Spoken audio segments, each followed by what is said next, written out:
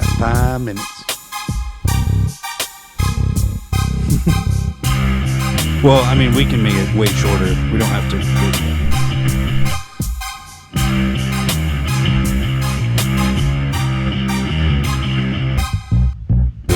Yeah, we don't have to.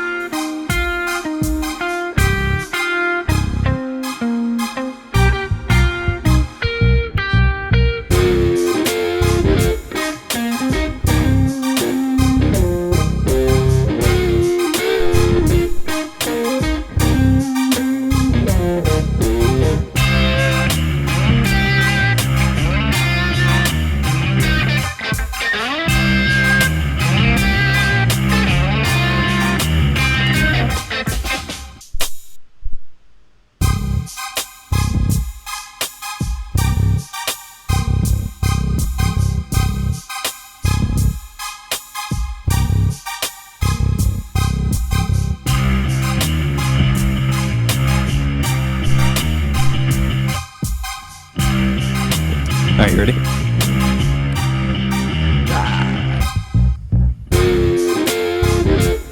we go.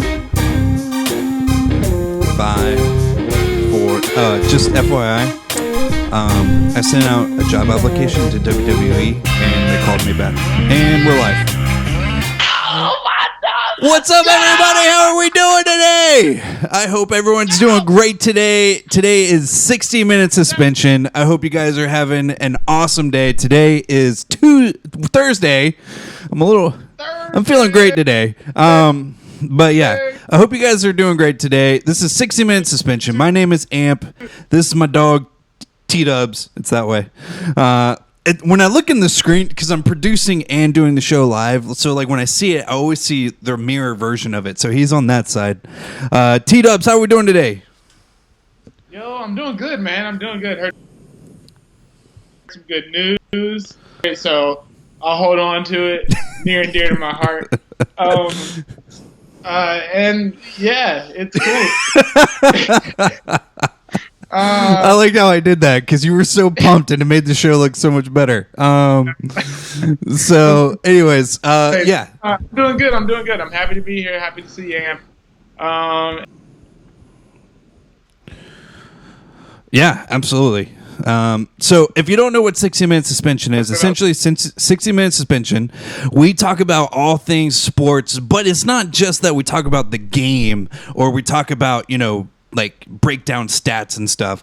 We're more so talking about the drama in sports. We like to talk about what's going on behind the scenes, what's going through these athletes, owners, managers, coaches, what's going through their minds when they get in these fights or have these emotional breakdowns. So today's show is really interesting because you can't make this up. Antonio Brown doesn't have a job. Dude, how many times have you said that? Not Antonio Brown has.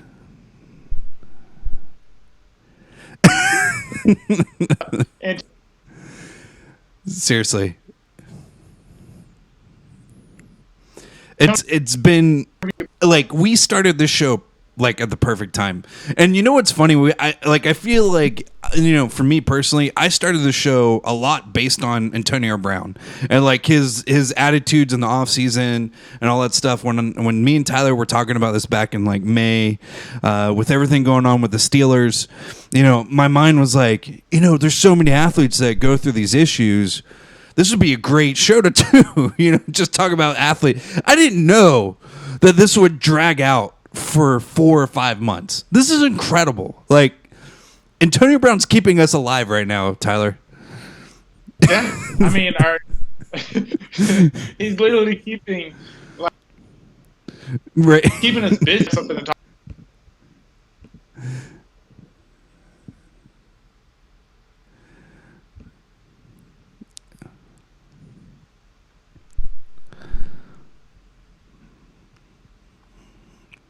Yeah. talk about all the time. It's not the best view for him. So if you're joining us, thank you again for watching. This is Amplified Network. Please like us, Facebook, Instagram, Twitch, all that. You get it. YouTube, all that stuff. We're all over there. Also, Tyler writes for The Turf. Make sure you check them out. They're on all your social media platforms as well. They just dropped an article not too long ago about Antonio Brown. So we're going to kind of run through the timeline so you can follow along with us. If you go to ESPN, just Google search Antonio Brown timeline or timeline of Antonio Brown. You can follow along with us. We're going to run through this and just explain what's like, try to understand what's going on with Antonio Brown. So let's go along with this. March 13th, Antonio Brown is introduced to the Oakland Raiders. Now, to give you context, Antonio Brown, like in the offseason, was all about leaving the Steelers. He hated Ben Roethlisberger. He hated the organization. And so he was just all about get me the F out of here. So he's introduced to Oakland after a trade. He gets a third and a fifth round. That's what the Steelers get. And they give and then Antonio Brown gets a 3-year, $30 million extension, and then he quotes which now the Steelers look like geniuses. Right. At the time, you were like third and fifth round. Yeah. He's the best receiver in the game. Right. So they actually they didn't give up anything, and they got stuff. So incredible. So then the $30 million extension, and then he quotes by saying, "I bring accountability." That's words from Antonio Brown. Also, he says, "I bring action, not what I say, what I do, how I approach things." This was all back in March 13th. This is what he said. So May 28th, Antonio Brown is impressing coaches and teammates in OTAs and says Coach Gruden has challenged him, and I quote, "It's never a dull day with Coach. Always challenging, always high energy, and always detailed and fundamental in regards to our assignment." That was in May 28th. Fast forward, we get through June somehow. Incredible. We get through June, get to the back. We get to the back end of July, and Brown shows up to Napa, California for training camp with frostbite on the bottom of his feet due to cryotherapy mishap in France due to Brown not wearing the proper footwear. So it was his fault that he got the frostbite. Like he probably was stupid. It was probably he probably told incredible. the guy. Wow. Dumbass. So then we keep going. The very next day, Brown takes a hot air balloon ride that is drawn over wine country to kick off training camp, but later in the day put on non-football injury list. What a way to come to your team. Woo, what's up, everyone? By the way, I can't play, but what's up? Like, yeah. You see my hot air balloon? I hope you like it because your organization paid for it. So you're like, just terrible. 2 days later, July 28th, Brown is activated from the non-football injury list and participates in pre-practice walkthrough. July 30th, Brown participates in the first half of practice and puts on a show before shutting it down and leaving the field and facility early. We will not return for 2 weeks as he seeks treatment for his feet in protest of the NFL banning his 10-year-old Air Advantage helmet for safety reasons.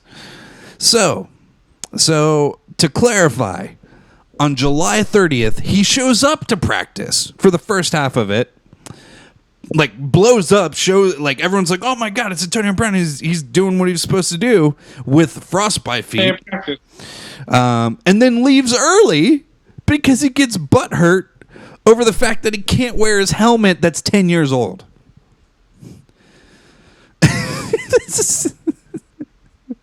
So, yeah.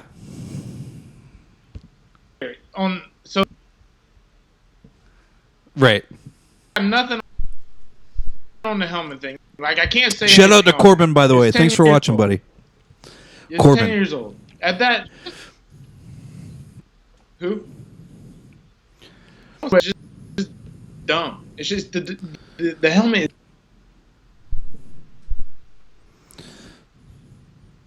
Well, sort of. Brown returns to Napa, saying it was good to hear He's 10 years old. There's of no way- General Manager Mike Mayock and John Gruden supporting him in his absence. So this is a timeline of Antonio Brown, like how Antonio Brown is. And so we're not getting context of what everyone around him saying. But I remember during this time, and Tyler and I covered this, is that the coaches were supporting him. You know, they were all like, John Gruden was like, look, he's our man, you know, whatever he needs help with, we got it, you know. And even Mike Mayock in the beginning was like, look, I get it, I understand it, whatever, you know, like everyone was kind of cool about it. Okay, so August 15th, Brown and quarterback Derek Carr put on a show in a pregame warm-up in Arizona, though Brown does not play in the game. So Brown's showing off a little bit with Derek Carr. August 18th, in the wake of losing his first grievance to wearing his preferred helmet, Brown takes off from Napa again and is fined $40,000 by Mike Mayock for the unexcused absence. Mayock later tells reporters that it is time for Brown to either all in or all out. There was a pretty famous interview that he did during one of their, I think it was one of their training sessions, and he just had a bunch of people around. He was like, look, man, we've supported him, we've helped him, we've given him all the help that we can, but at this point, you know, we're paying you $30 million, bro. You're either in or you're out. You know, like at no point did he like attack Antonio Brown for his mentality. He never attacked Antonio Brown in any way whatsoever. He's just like, look, man, this is a business. Show up or don't, you know? Right. So we fast forward to August 19th. Brown returns to Napa as the Raiders break camp and head to the team facility August 22nd. Which, by the way, so if you're watching, or if you watched, and Tyler and I did, if you watched Hard Knocks, when every time Antonio Brown showed up to training camp, it was like a show. Like the crowd was there. He shows up in his red Mercedes or whatever he drives, all decked out, and he's just like fly, and you know, like everyone's giving him props. He's like, when he shows up, he's giving all the teammates props, and it's like, yo, what's up, bro? Like he's like, but then it was also awkward with like his team and the coaches and just his presence. Like he was a rock star, but then there was like this other tension, you know? yeah. And obviously we're going to see that build up. Right. It keeps going. You know. So that was August 19th when they leave camp and they move on to their actual facilities. So August 22nd, Brown and Carr put on another show in pregame warmups in Winnipeg, Canada, and asked Gruden if they can run one play in the game against Green Bay, a go ball. Gruden quickly declines as neither plays in the game, which was held on an 80-yard field. Yeah, 80-yard field. Brown skips a mandatory pregame walkthrough. So, context, when we were watching Hard Knocks, they go up to Canada because, you know, the NFL is all about making it global now. So they go to Canada for a pregame, and Winnipeg's like really big. They have this massive stadium. But the issue was, I believe it was raining, right? I think it was raining issues or something, and they had to shorten the field. Something was wrong with the turf, and the refs and both teams agreed that players could get hurt with like a pothole or whatever on the turf, right. So they shortened the field. Yeah, so they brought it to 80 yards. Yeah. So they had the goalposts too far goalposts back, which then made the field bad. You know, so they had to move the field to 80 yards, pretty much. It was a weird situation because then they had the pylons like where the football, like where the end zone is, and they brought him into like the 10-yard line. It was the weirdest looking thing. But anyways, in Hard Knocks, you see Antonio Brown with John Gruden saying, yo, man, let me in for one play.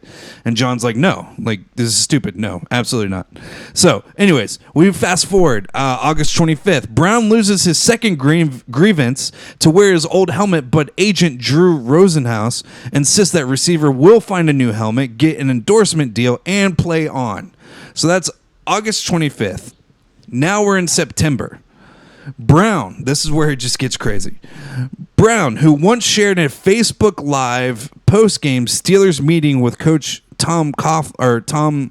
Mike Tomlin, posted to Instagram the letter sent to him from Mayock detailing his fines from August 18th. Again, keep in mind, this is September 4th, and now Antonio Brown is posting photos from the fine that he received back in August 18th, almost a full month ago. $4,000. And then in August 22nd, $13,950. The Brown tags the Raiders in his response, which reads in part, and I quote, when your own team want to hate. When your own team want to hate. That's literally how he writes it out. So, he's basically upset that he gets fined for missing, like, leaving the game early. Like, he leaves the walkthrough early.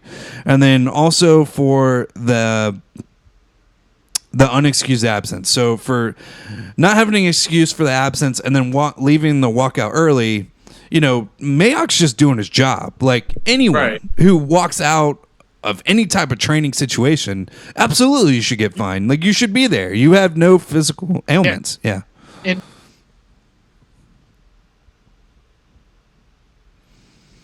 Mm-hmm.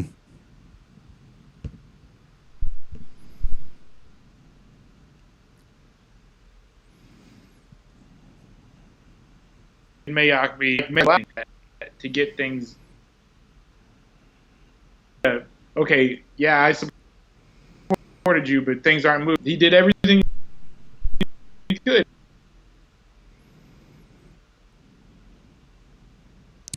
So, also on September 4th, Antonio Brown, who's agitated at this point, he starts attacking everybody. He attacks his team.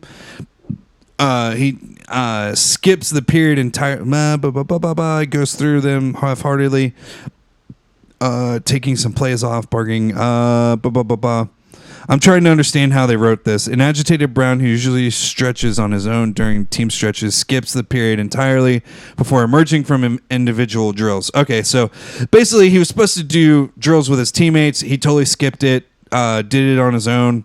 Then he comes out for individual drills. He goes through them half-heartedly, taking some plays off, barks at the strength and conditioning coach, and fires a football into a fence after catching a pass from Carr and jogging to the end zone. Later, Brown reportedly gets into a confrontation with Mayock on the practice field.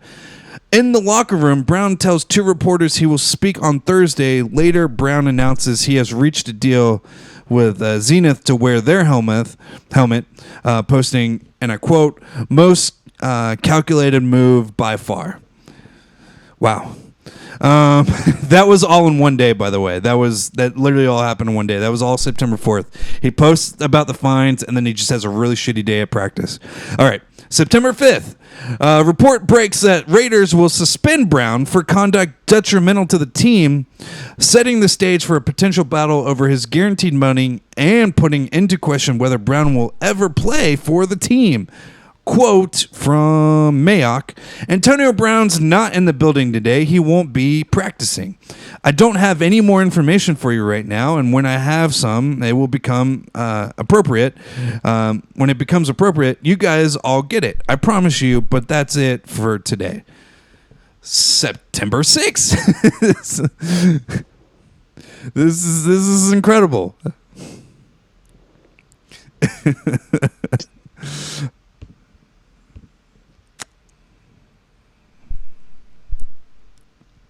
Brown. Oh, he fucks. Like, he just doesn't care. Yeah. Like, he just doesn't care. So, September 6th, Brown is back in the building. The wide receiver issues an emotional apology. Sorry, that was in quotations. An emotional apology at the team meeting. Friday morning, a source tells ESPN Gruden issues a statement later in the day saying, in part, and I quote, Antonio is back today. We're excited about that. Ready to move on.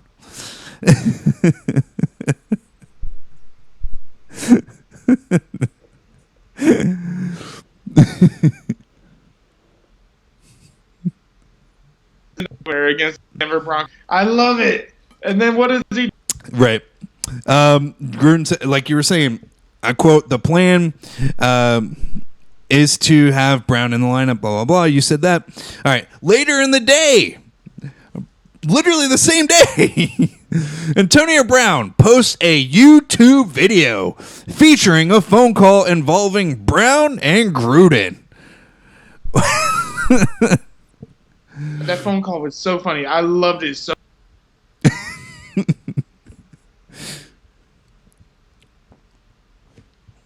Thing was just shit. It was not gonna happen from this moment. You know, it was over. The phone call featured like, you know, it was all dim lit. You know, they had like they edited it perfectly, and it's just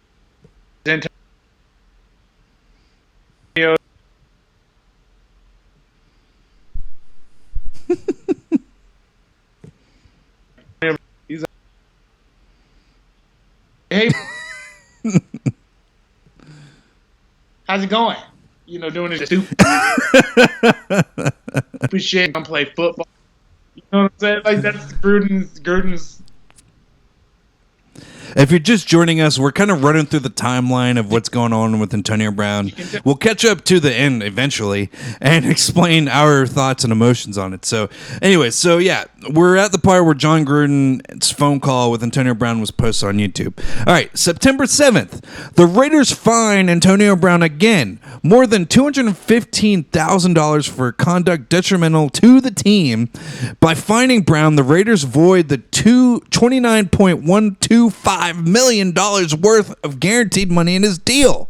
Antonio Brown says there is, I quote, no way he plays after losing guarantees. Brown asked for his release via Instagram at noon. So I remember this because this was on a Saturday. I was doing my job, cleaning beer lines, and I look up, it's noon, and all I see is Antonio Brown requesting like a release. Like that's what I'm seeing in my new, like as I'm doing my job. After the move becomes official with the league just past 4:01 p.m., Brown comes to an agreement just a little over an hour later with New England, and he has a 1-year deal up to $15 million and includes $9 million signing bonus, $1 million guaranteed, and $5 million in incentives. Dude is somehow making half the money he was going to make in a 1-year deal. Incredible. He can't make this up. It's got to be a t-shirt or something. September 9th, the Patriots signed Brown to the 1-year deal that includes a $9 million signing bonus to be paid in 2 installments, $5 million on September 23rd and $4 million on January 15th. Not a bad day. September 10th. This is where it gets weird. Brittany Taylor, Antonio Brown's former trainer, files a civil lawsuit in U.S. District Court in Miami, accusing Brown of three incidences of sexual assault or rape in 2017 and 2018 in Pennsylvania and in Miami. Your thoughts on that, Tyler, before I move on?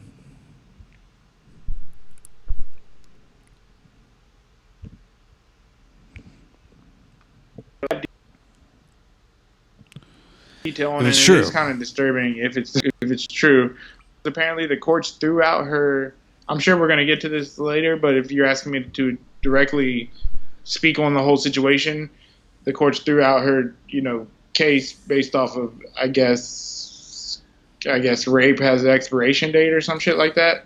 I don't know. I think it's more because of evidence issues, but right. So it was older than.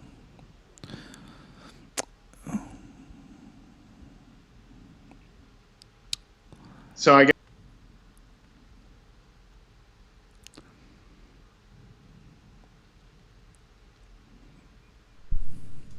Right. That's essentially what she said he did. So, okay. I think that way. By the way, he farted. That was pretty funny. That's really funny.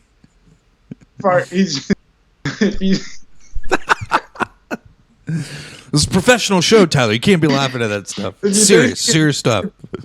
If you think he can, the doctor has feelings. like just regular people. You know. Yeah, not doctors. Yeah, not a doctor. September 13th, the helmet manufacturer Zenith ends its relationship with Brown. Quote, "We look forward to seeing the Zenith shadow worn by football athletes at all levels of play this fall," the company says. September 15th, Brown plays his first and only game with the Patriots. That's week 2 of the NFL, finishing with 4 catches for 54 yards and a touchdown. T-Dubs, you had him on your team. Did he help? I did help. Yeah. Yeah, for the day. I'm not going to lie. I had him. I played him. I started him. You know, I trusted him to give me a touchdown, and sure enough, he did. That's all I really wanted from him, and he immediately got the fuck off my team. It's important to note that September 15th may be Antonio Brown's last ever professional football game. That's an important date to remember. September 15th. September 16th, Brittany Taylor, the lady that is accusing Antonio Brown, meets with the NFL. A source previously had told ESPN there are, and I quote, "more interviews and information gathering being conducted now beyond Taylor." In addition to Taylor's lawsuit, Brown faces another allegation of sexual misconduct by a female artist who was working at his West Pennsylvania home in 2017. That allegation was part of a Sports Illustrated report published Monday that detailed domestic incidences involving Brown, a charity auction, theft, and multiple unpaid debts. So, literally the day that Brittany Taylor goes to talk to the NFL, we get the second allegation out.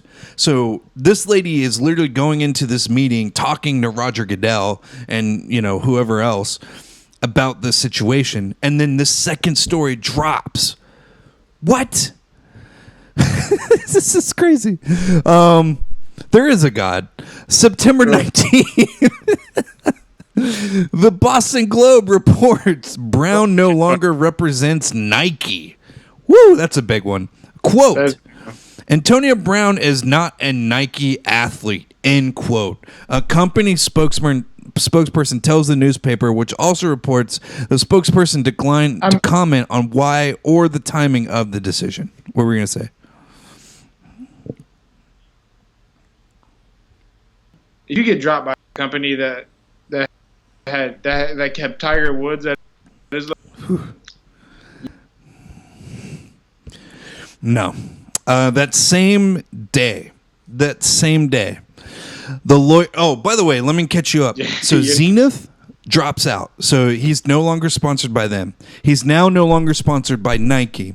He left a team that guaranteed him $30 million for a team that guaranteed him $14 million. All right, so I'm trying to keep track also of his financial situation for all of you at home who are watching. September 19th, the same day that Nike drops out, the lawyer of the artist reaches out to the NFL after Brown apparently sent what were described as threatening text messages to her client.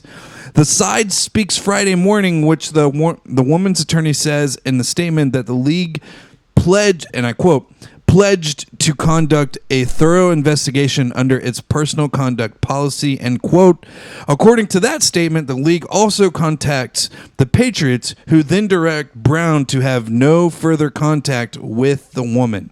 So, let's compile all that.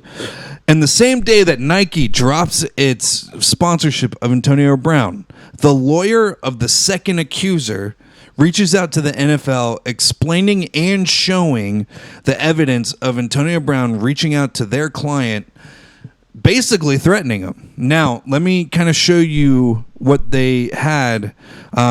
So SI drops this story, right? But then the woman sends to SI the text messages, like she's screenshotting the text messages. And what happened is that Antonio Brown basically forwarded a group message of unidentified phone numbers plus the woman in a group message. So there's 5 people in all. So there's Antonio Brown, the woman, and then 3 other people that we don't know who they are.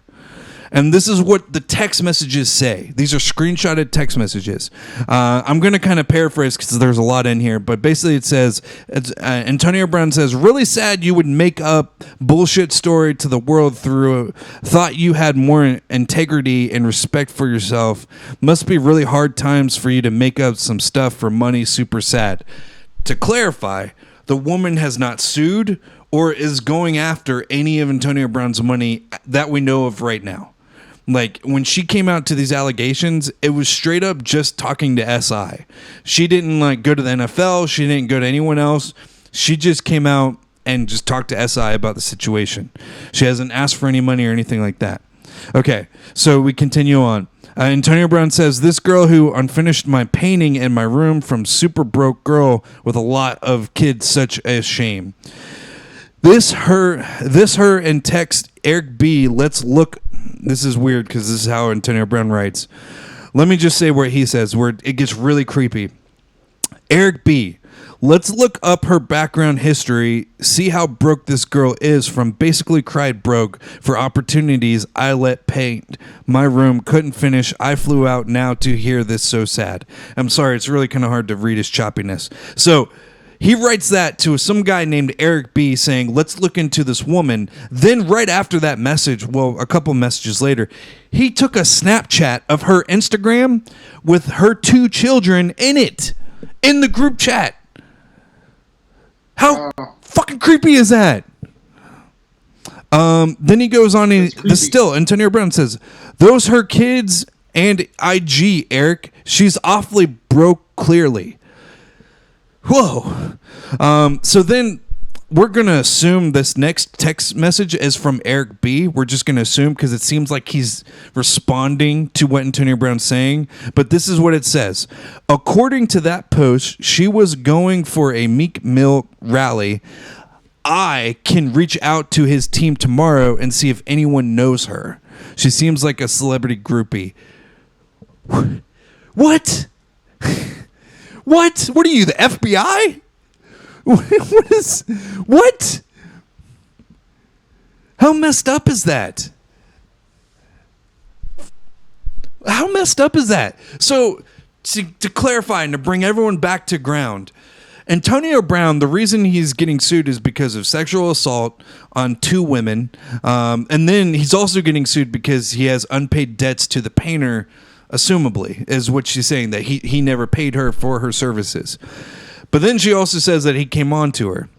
That's, I'm not saying that she's lying. I'm just saying that's hard to prove in court. But when you send text messages to that woman after she comes out, and then in a group chat, no less, like a massive group chat, we're talking 3 other people. It's Antonio Brown, the girl, 3 other unknown names. He claims some guy named Eric B. Yo, we need to check her out. Here's her Instagram with her kids. Her kids are in this picture. And then he's like, this is her Instagram. And then the guy responds by saying, yo, I know some people. Let's check her out. Yeah. Hey, my whole thing, I know it's crazy. It's crazy. But my whole thing with the whole situation also is we don't really know exactly what happened.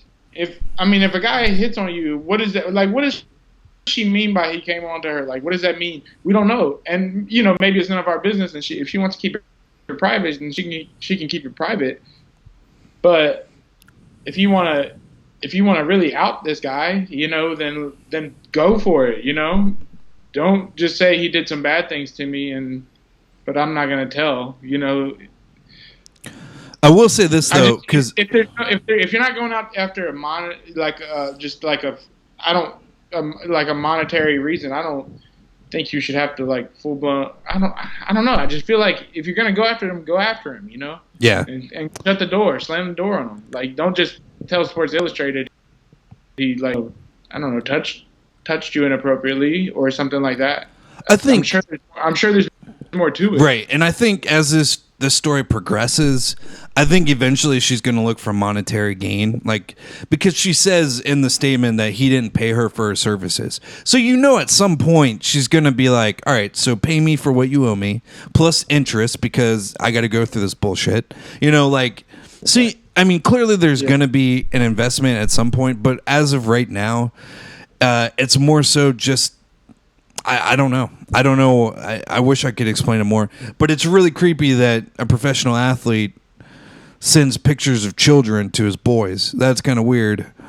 It's mafia shit, man. And these people, Brown has kids. Yeah, that's the other thing. Like Antonio Brown has straight kids. Antonio Brown has kids also. I don't know why I said that like that, but yeah. Like I think you were gonna say like straight, like 3 or 4 kids or something like that. Yeah. He has like 3 or 4 young kids. Young kids, yeah. Yeah. It's crazy stuff. So we have 3 more dates left. So September 20th, the Patriots release Antonio Brown. Less than 2 weeks. It hasn't even been 2 weeks, bro. Less than 2 weeks after signing him. And I quote, "We appreciate the hard work of many people over the past 11 days, but we feel that it is best to move in a different direction at this time," end quote, the team said in a statement. Then, September 22nd, Brown says he won't play in the NFL anymore. Takes shots at New England Patriots owner Robert Kraft and Pittsburgh Steelers Ben Roethlisberger in a series of tweets. So he deleted them eventually. Right, he deleted them. To clarify on those, so basically, Antonio Brown freaked out. Like, he just had a total meltdown. He started talking about Antonio Brown's sexual allegations back in the day. He started talking about Mike Tomlin at one point. He talked about Robert Kraft's, like literally this year with the massage parlor incident. And he was talking about all those guys and how, like, you know, they basically got a slap on the wrist for allegations and stuff. Nothing was proven. So how am I getting all this, like, you know, banned and all this stuff? That's essentially what he was talking about. Crazy stuff. And then he also tweeted, so much for guaranteed money, which I'll get to that in a second. September 23rd. So the next day after he freaks out on Robert Kraft and etc., Brown announces on social media, whoa, crazy, that he has re-enrolled at Central Michigan University. I didn't. Yeah. See, they take potential. So, I know. To kind of catch you up to date on what's going on. So that was ESPN's timeline. They kind of end at Central Michigan because at that point, it's not really sports anymore. So this was posted by TMZ on the 26th, which is today at 12:14. Antonio Brown back on Twitter, now declaring he will work out at different Miami area high schools next week. And I quote, "Next week, I'm going to practice at every high school one day of week starting in Miami. Send school info now," end tweet. And then he also tweeted, I quote, "No more Nikes," end quote. Whoa, well, that was pretty obvious, buddy. Yeah, late on that one, bro. We talked about days ago. Wow. So then he goes on and he says, I quote, "I'm still the best. Why stop now?" Yo, why do all the receivers who think they're the best end up in Miami? Chad Ochocinco's still down there hanging out. Is Terrell Owens down there? I don't know. Terrell Owens, you know, he's got some Hall of Fame status to him, but what about Dez? Is Dez down there? Dez, I don't know what. Dude, Dez is all over the place. I quote, he says this, he tweeted this, I quote, "Will not be playing in the NFL." Oh, no, that was old. Okay, yeah. Unless Antonio Brown joins the XFL. Can we not talk about No more? We're done. I promise you we're done after this. Okay, unless he joins If he joins the XFL, I'll follow it to minuscule reasons. Yeah. Because, I mean, he's not in the league anymore. So, I mean, really, we're kind of wasting our time talking about this. But, you know, anyways, long story short, he said this. So, these are the last two ones. These are the last two. I'll stop. I'll stop after this. Just made a pack. I know. I'm sorry. These are the last two, and then I'm done. All right. So he wrote, "The game need me. I'm like test answers," and then he goes, "Big 4 times." Now, when he says "big 4 times," another guy replied to him, and he screenshotted this, and it says, "Bro, let's try and play for 4 NFL teams this year." Who in God's name wants to play for 4 NFL teams in 1 year? That is the stupidest thing I've ever heard. So anyways, that's Antonio Brown. Antonio Brown. Stupid. That's Antonio Brown. Tyler, what's your take on this? Is it sad? Is it... It's sad. It's sad. It's the whole impact on his life right now, his kids' life, the girls that have suffered under him, his teammates that have let down, the coaches he let down, the fans. It's all sad. The fantasy teams, fantasy teams. It's seriously, it's all sad. It's just like it's just a talent wasted. There's somebody else who deserved this chance, and you got to look back on the last 7 or 8 years, and it's kind of tarnished now. So, to me, I don't know. Maybe I don't know. We still don't know what the truth is and all these things, I guess. Yeah. Which that also sucks too. That the guy's not necessarily guilty yet, but he's out of league. But at the same time, everything he did was on him. The helmet, the frostbite, the leaving Pittsburgh, the texting the girl. If he just would have just shut the fuck up, he'd still be a New England Patriot. I want to point that out. If he had never sent that text message, he would be a New England Patriot right now. Right. Like no problem. He also said at one point, because it's kind of going his direction, because there's nothing really.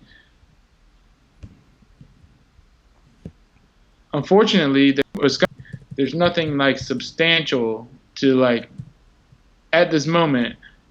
Absolutely, like lock him down. You know what I mean? Yes. So of course the Patriots are going to keep him as long as he's behaving in the facility. They've had murderers on their team. Yeah, exactly. I mean, Aaron Rodgers or Aaron Hernandez. I think Aaron Rodgers was murdering it earlier. So during that tirade of tweets that he sent out about the coaches and everybody, he also mentioned that, it's funny how, I'm paraphrasing because I don't have the actual quote in front of me, but he said, it's funny how NFL owners can just renege on their guaranteed money contracts.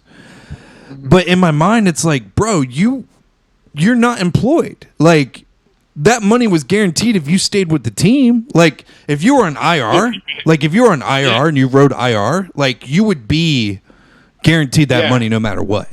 Like, you had $29 million guaranteed with the Raiders. It was voided. It was still there to be made. It was voided because you effed up. You asked for a release. You can't just void something without a reason to void it. Like it just Leonard Fournette's contract is voided because he ran across the field and punched a dude in the face, or at least tried to. Like things happen, or I mean, not things happen, but things can happen when you make mistakes and when you continuously make mistakes. That's what happens. So it's not guaranteed. It's guaranteed if you do your job, or at least attempt to do your job, at least give everything you can to do your job, then that money's guaranteed for as long as you're with the team. But so, Tyler, I got this one question, then we can move on, okay? Yeah. If Antonio Brown apologizes, will that change anything?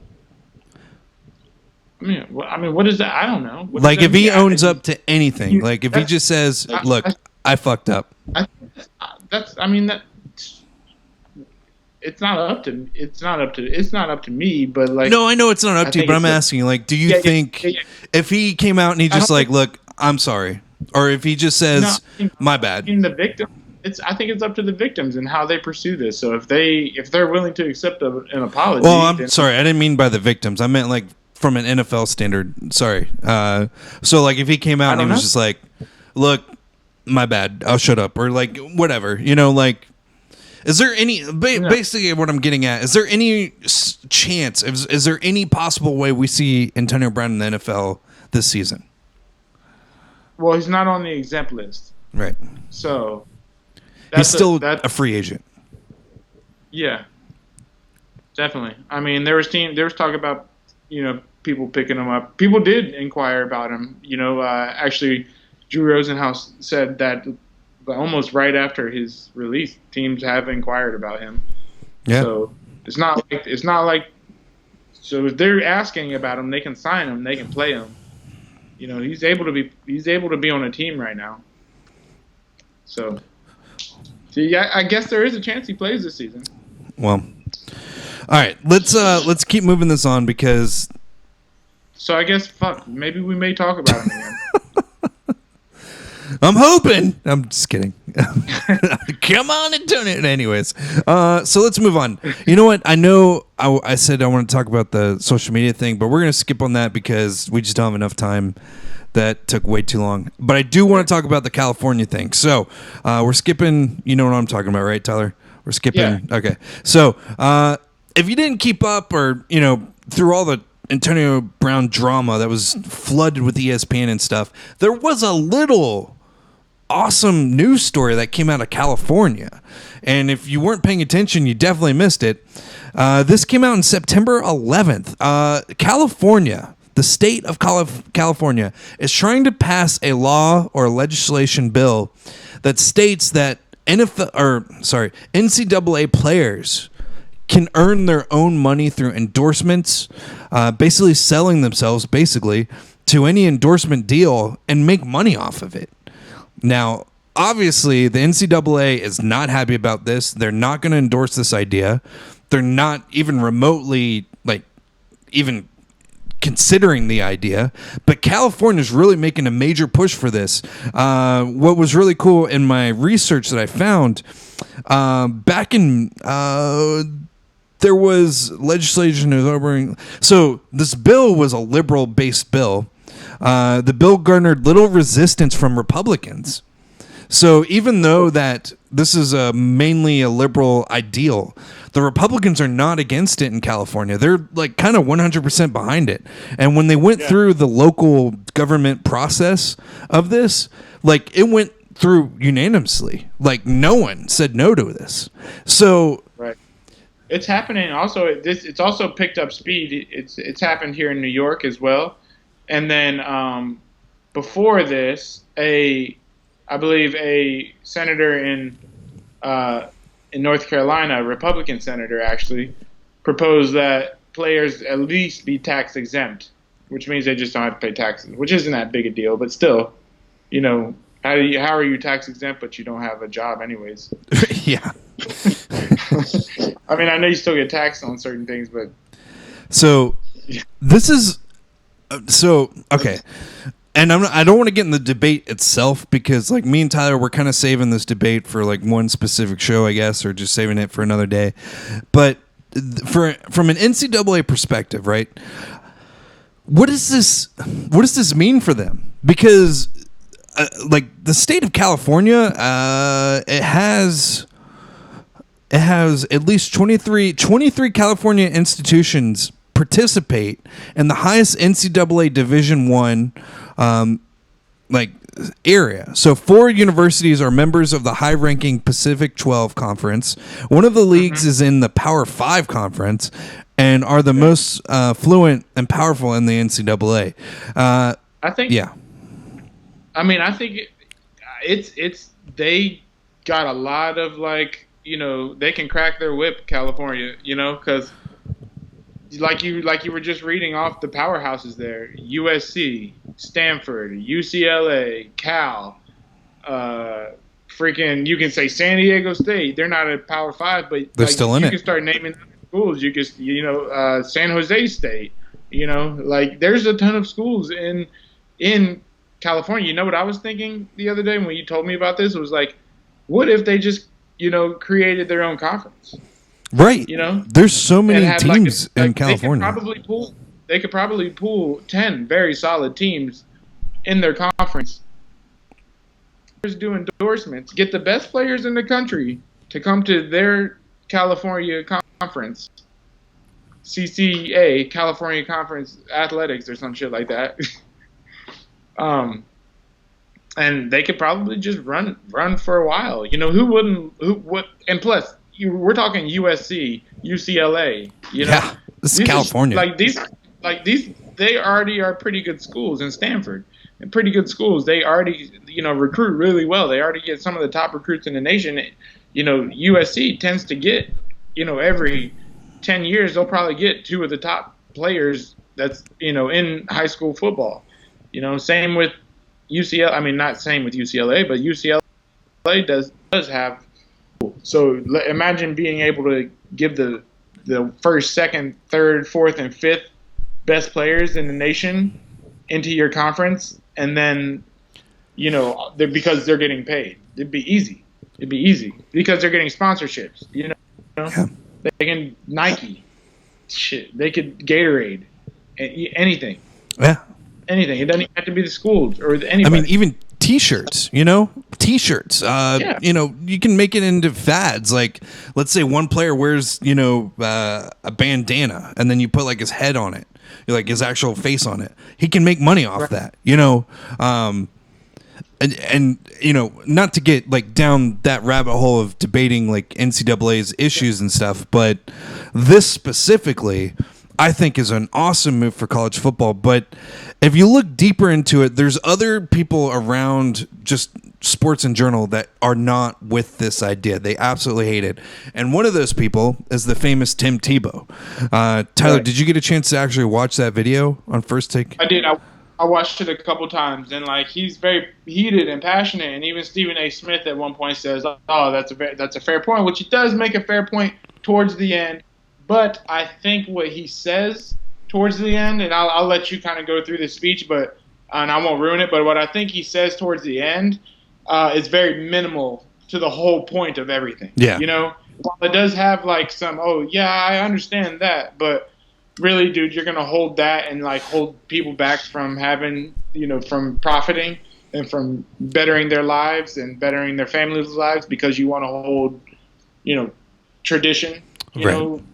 Or more. So, anyways, you can, if you want to dissect the speech, you're more than welcome. I'm gonna paraphrase a lot of this because it was kind of a lengthy one. If you get a chance, please YouTube Tim Tebow NCAA California law or something like that.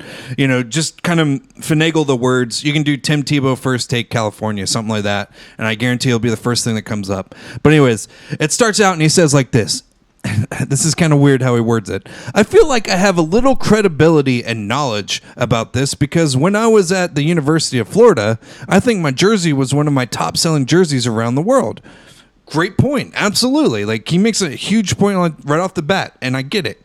But then he goes on and he says, it was like Kobe, LeBron, and I was right behind them, but I didn't make $1 off $1 from it, nor did I want to. I knew going into college was what it was all about. I knew going to Florida, my dream school where I wanted to go, the passion for it. And if I could support my team, support my college, support my university, that's what it's all about. But now we're changing it from us and we and my university from being an alumni, which makes I care and what makes college football and college sports special. It is not about us. It's not about we. It's just about me. So that first part, he's basically breaking down that by passing this law, you're kind of indoctrinating in children's mind, or not children, but like young adults' minds that, hey, I'm going out for mine. I don't really care about your prestige or your alumni. I need to make my money. Right. But I get that, but that's also, this is strictly a privileged standpoint. You know what I'm saying? Right. Like, I couldn't have said it better myself. 80% of college football does not live the life that Tim Tebow grew up living. You know what I'm saying? Right. If not more than 80%. See, and this is where I would have been a first take person. If I was on that panel, and I would have stopped Tim Tebow like kind of in that point and been like, so Tebow, would you have been willing to give up your scholarship for someone who doesn't make as much money as your family does? You know, Right. like that would have been my rebuttal. You know, right? He could afford to play at Florida, no problem. Exactly. You know, yeah. Like your family could afford the tuition, and honestly, they probably wouldn't. Like you wouldn't have even needed a scholarship. Like Florida would have just probably let you in. You know what I mean? Like they'd be like, "Oh, Tim, whatever." You know, like you're in. You know, like that's the type of prestige your name and your family bring to this school. But like for someone who, like, let's just say, I'm just not because he's Florida State. It's just the first name that came to my mind. Dalvin Cook. Let's just say Dalvin Cook walked into the Gators, right? Same time, same everything. And if Tebow had the same mindset, and if like the ability to make this type of money, but you had a player. Sorry, let's use Percy Harvin. Let's use Percy Harvin. So Percy Harvin during that time was huge. Like he was literally right behind Tim Tebow. I'm sure his jersey sales were right there with him, if not right behind him, you know? So I guarantee you Percy Harvin wouldn't have had that same mindset going into this, you know? Like you have to read the room. You know, like that's just how I feel when he goes in that opening statement. But let me go on the second part because you make a good point with the second part. And I quote, "I know we live in a selfish culture and where it's all about us, but we're just adding and piling on to that. We're changing what's special about college football. We're turning it into the NFL. Who has the most money? That's where you go. That's why more people are more passionate about college sports than they are in NFL. I question that. That's why the stadiums are bigger in college than they are in the NFL. And it's about your team, about your university. It's about where my family wanted to go. It's about where my grandfather had dream of Florida winning an SEC championship. And we're taking that away so young kids can earn $1. And that's just not where I feel like college football needs to go." That's kind of like the end of what I have of his speech. Tyler, if there was anything I missed, let me know. But from that second part of his speech, I mean, I get it, man. Like, I get that you have this blood, sweat, and tears for your college, orange and blue, garnet and gold, red and yellow, whatever. It doesn't fucking matter. Like, I get that. And I don't think that will lose its interest. Like, because you're talking about players, like, when you say endorsement deals, the players that are getting recruited, they don't have that guarantee of getting those endorsement deals. Like, they earn those endorsement deals. So I think Tim Tebow is looking at it from the wrong perspective because, like, how many, like, I can't name them off of my hand because, I'm not that thorough in recruiting from high school to college. But how many, like, top 100 recruits out of high school to college really are those top 10 players? You know what I mean? Yeah. Like, I can't imagine that number being that high. So it's not super high, no. But yeah, the whole tradition thing, like you saying, I do agree. Like there is more passion in college football, right. at least in the South, and at least at big schools. You know, not so much in the North at all. In the Northeast, at least. You know, Midwest for sure. Like with the Big Ten and stuff like that. You do have those big time passionate fans because you're pumping out 10,000 students sometimes a year. You know, who just graduated from your school and they're alumnus and alumni and they're going to come back and of course support. That's how the thing keeps rolling. And that's why it keeps rolling. It doesn't keep rolling necessarily because of the players.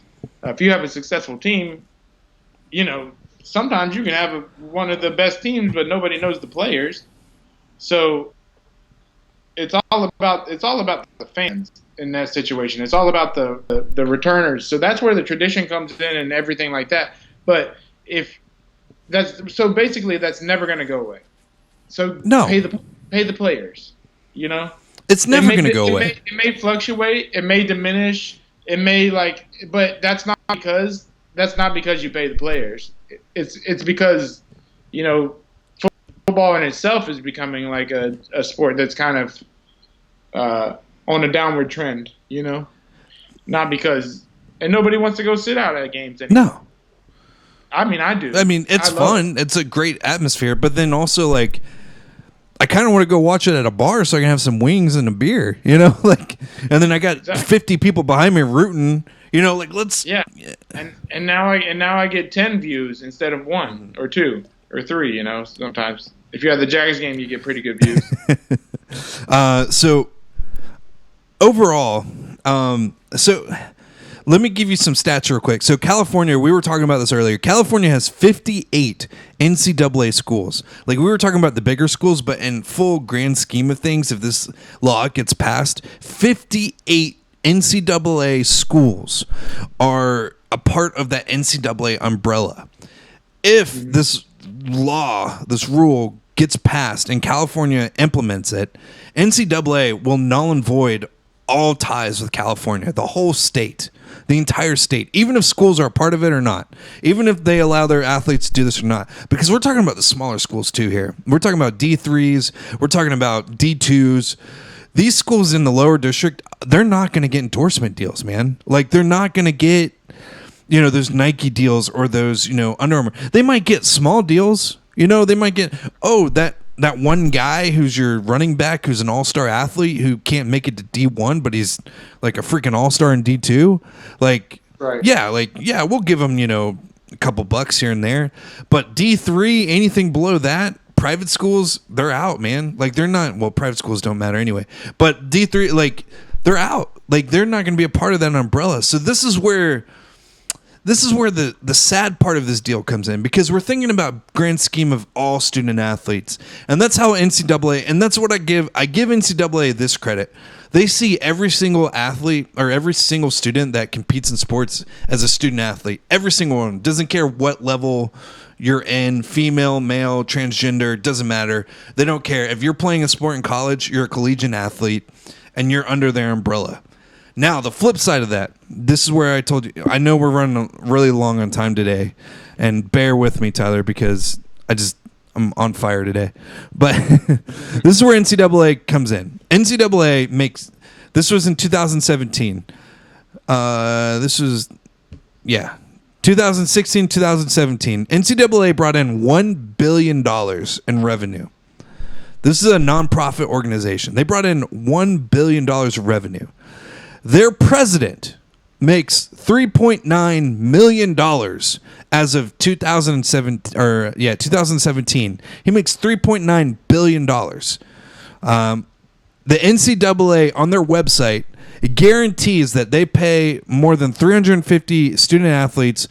350 student athletes are awarded up to $2.6 million in scholarship. So an organization that makes $1.1 billion pays their president basically $4 million and only spends $2.6 million in scholarship. Where the fuck's all their money? like, where the shit is their money going? Like, what? What? Right. So I get their grievance on, like, everyone should be on a level playing field. But where's your level playing field, man? Like, you make $1.1 billion a year and you're only giving out $2.6 million in scholarships. Mm-hmm. And your whole premise is to support the student athlete? What the fuck are you doing? Like, yeah. Anyways, sorry. That's where I'm coming from, the California side, and I'm like, look, these athletes want to make money for their family. Like, they're putting they put their body on the line. You were just about to say it, yeah. They put their body on the line, and it's very valuable. But, like, I mean, let's be honest. Some of these football players are just, the easiest degree that they can. Yeah. Sometimes. So, a lot of players, a lot of athletes are playing for the next level, and that doesn't happen that easily. Right. I don't have the percentages in my lap, or I didn't pull them up, but the reality of female, male, whatever athlete you want to call it in your specific sport to go professional, it's almost less than 1%. I mean, it's so minuscule, So in my mind, it only makes sense if they're good enough and if they draw enough attention. They should be allowed to make their own money, because this is the only time in their life they're going to be able to do that.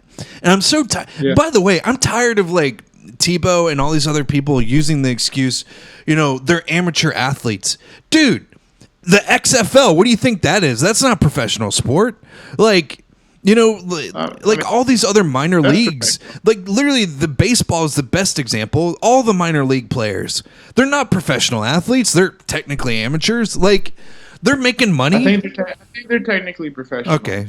All right. I'll take that. I think it sucks because it's a different like type of situation. Yeah. You know, because they're signed by a professional team. Like they're signed by the Dodgers or this team, you know. Yeah, but they're not. They get paid like shit. Yeah, exactly. That's my point. Like arena football. Yeah. You know what I mean? Like, do you consider that professional? Because they get paid too. You know.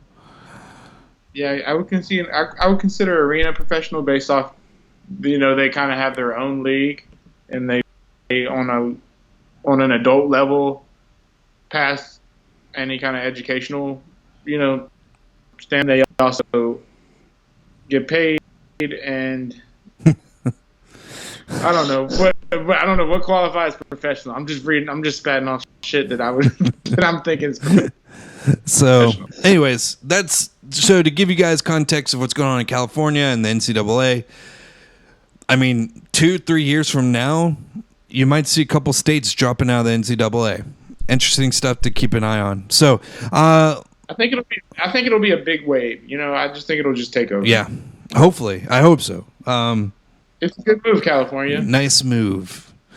I laughed when New York did it because I can't think of a freaking university that would. I can't think of any school in New York that I would like. So if I can't think of a school in New York, a major school, I can't think of an athlete. I mean, and man, I want to get off this topic, but you have track athletes, like swimming athletes. All of these athletes who go Olympic, they can make endorsement deals.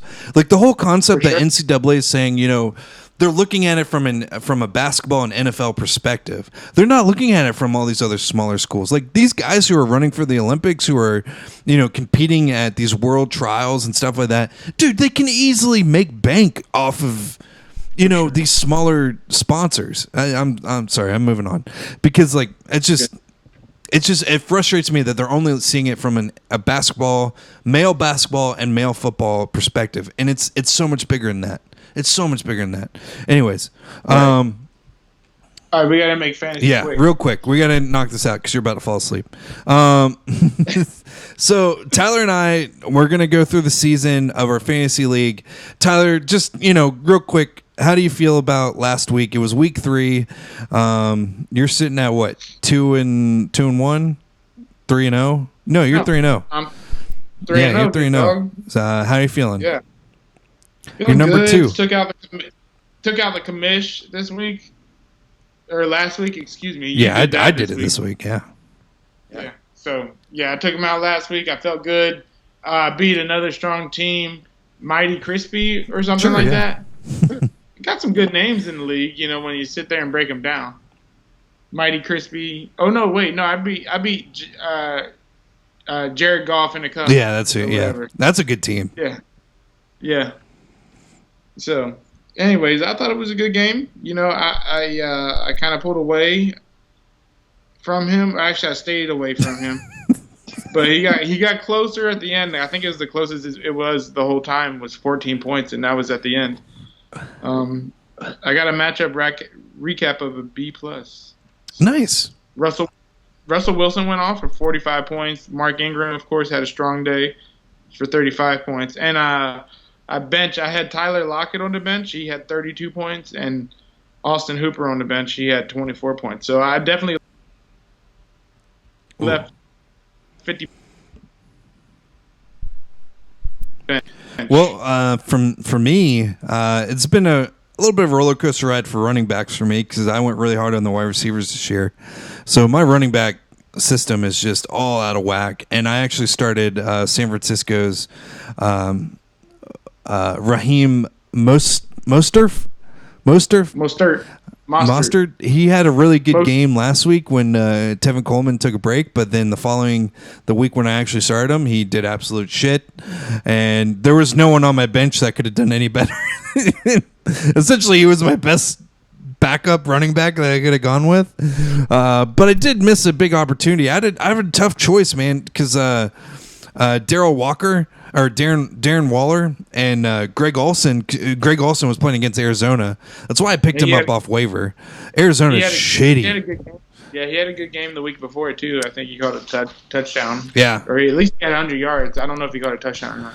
And I struggled, man, because I wasn't sure if I should start Darren Waller or Greg Olsen, and I ultimately went with Darren Waller just because Good choice. And he got me one more point than Greg Olsen. But ultimately, if I had started him in my flex, it would have been a way better day. But nice. Long term, I'm interested to see how my team goes.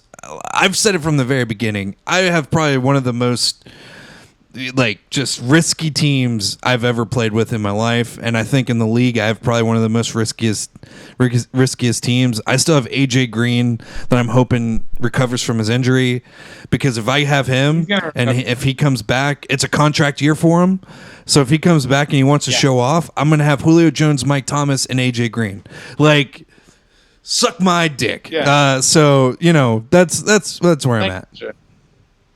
And then I still have Josh Gordon. So it's gonna be great if he comes back. That's gonna be great. But yeah, that's the thing. Will he come back? That's kind of where I'm.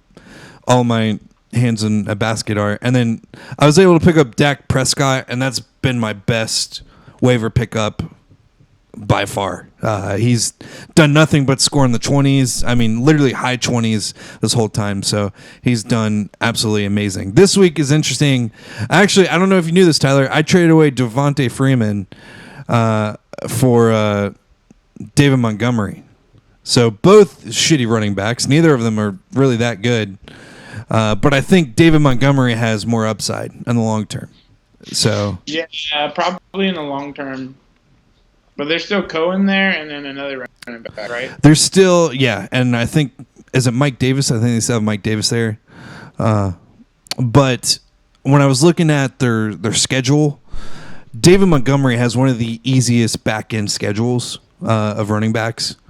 So I'm hoping that they give David some better options, because I think he's the best back there. But anyways, that was a risk that I took. Again, I'm a big risk taker. So we'll see. Anyways, Tyler's last words. Come check me out on the turf. It's been nice chilling with my boy Amp. Here on 60 Minute Suspension, going over hopefully our last segment ever on AB. Praying to God. Praying. But yeah, check me out on the turf, theturfsports.com. NFL writer for them. Letting out stuff later this week. Let me know. Check them out. You like it. Yeah, check them out. And then also we have Amplified Network on all of your platforms. Again, check us out: YouTube, Facebook, Instagram, Twitch, all those fun things. And then also we have our podcasts on Spotify, 60 Minute Suspension. All you got to do is look us up. Check out all of our past episodes. We get a little bit lit on this show, so go check us out. Thank you guys so much for tuning in. That is T-Dubs. I'm Amp. We are out. Peace. See ya.